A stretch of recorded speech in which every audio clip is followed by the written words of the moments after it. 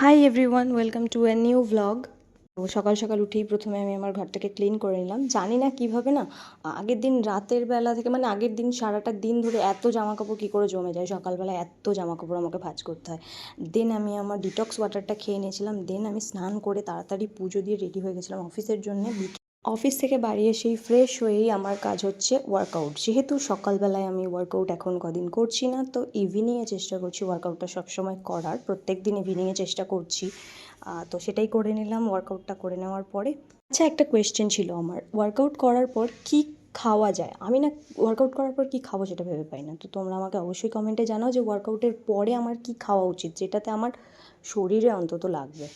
দেন workout শেষ করে আমি ফ্রেশ হয়ে নিলাম।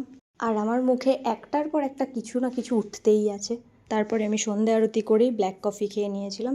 তারপরেই মামাবাড়ি গিয়েছিলাম, একটু গিয়ে ভাইয়ের সাথে একটু খেলা করলাম। আজ ডিনার করিনি, টক দই খেয়েছিলাম। That's it, by.